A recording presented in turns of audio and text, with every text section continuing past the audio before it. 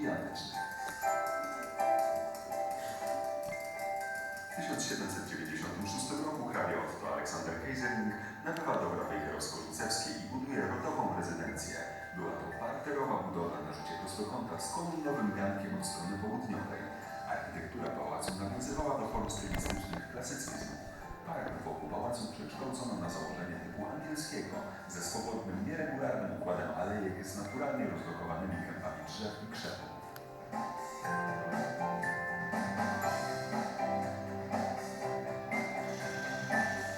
W 1857 roku pałac zostaje przebudowany w stylu eklektycznym.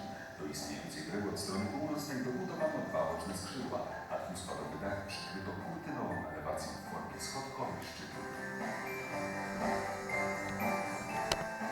Dawna przypałacowa fontanna była zasilana wyłącznie grawitacyjnie, bez potrzeby użycia pompy, wykorzystując różnicę poziomu pomiędzy stawem a rzeką Cedrą. Zimą słup wody zamrażając stworzył finezyjne formy, co trwało na dawnych kosztówkach. Ród Keyserling był w posiadaniu pałacu do II wojny światowej. Ostatnim właścicielem był Henryk Keyserling.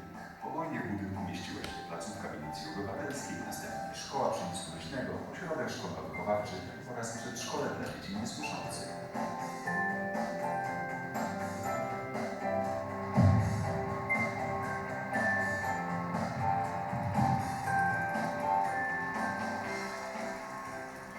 W latach 1993-1995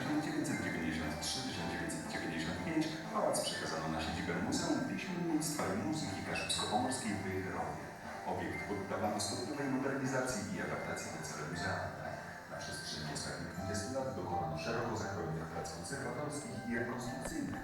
M.in. odtworzono żegliny dach z czerwacji południowej, wyremontowano elewację, przeprowadzono restaurację zabytkowych polikronów.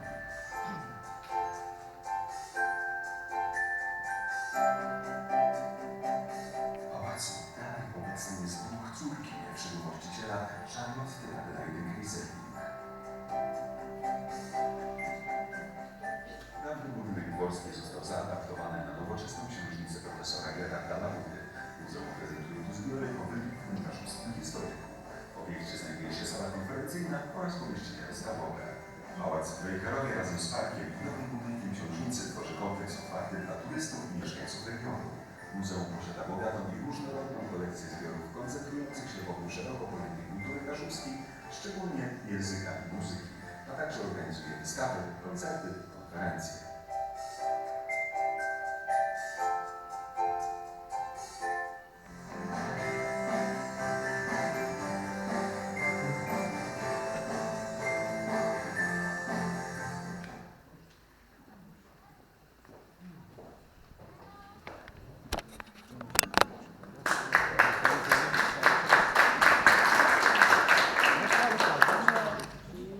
Rozpoczęliśmy filmowo, a teraz poproszę o zabranie głosu dyrektora muzeum, doktora Michała Kinca. Dzień dobry, witajcie Państwo bardzo serdecznie. Działa, tak? To ten czwartkowy wieczór, uroczystość znacząca, niecodzienna. Nie działa dobrze, ale problemy techniczne. 55 lat świętuje nasza instytucja. Dokładnie zadziało się to 1 września 1968 roku. Data dzienna być może kojarząca się, z całą pewnością kojarząca się z martyrologią Polaków, Kaszubów. To jest również rozpoczęcie roku szkolnego, ale chciałbym, żebyśmy pamiętali, że ten 1 września jest znaczący ze względu na powstanie naszego muzeum. Chciałbym, żebyśmy zawsze o tym pamiętali, że 1 września to nie tylko rozpoczęcie roku szkolnego, to nie tylko martyrologia, ale to również data szczęśliwa. Data bardzo znacząca, którą świętujemy, a świętujemy we wrześniu, także zawsze we wrześniu będziemy o tym pamiętać.